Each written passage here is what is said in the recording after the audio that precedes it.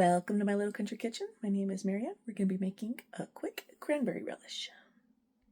In the pot I have 2 bags of cranberries. Add in 2 cups of sugar, 1 cup of water, a couple cinnamon sticks, half a teaspoon of allspice, and 1 apple chopped up. Normally I would just quarter it and then blend it afterwards, but this time I'm not going to blend it. I'm going to leave it chunky. 1 orange with the zest. Be sure to get all that zest. And 1 chopped up pear. You could add pumpkin pie spice, but I'm just going to do some ground nutmeg. Then we wait till this boils and then simmer it for about 5 minutes.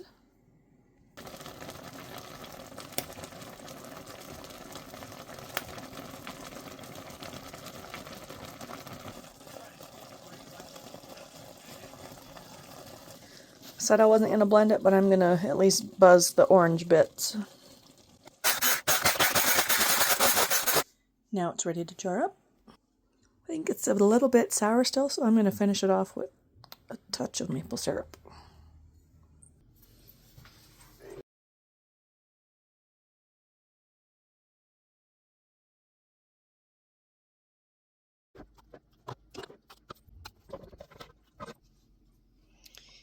Use 4Jars lids. Go to 4jars.com and use code LITTLE10. They're having a Christmas giveaway right now. You can earn some appliances or a trip. In my altitude, I'm going to water bath can these for 15 minutes. I'll be back.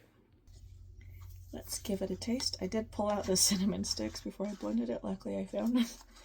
And be sure to keep stirring it because the natural pectin, that's what makes it so thick, is the pectin out of the cranberries.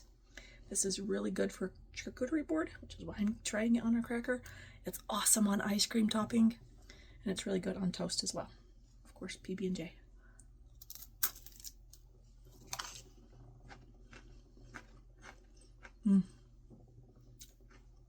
Little Christmas zing magic.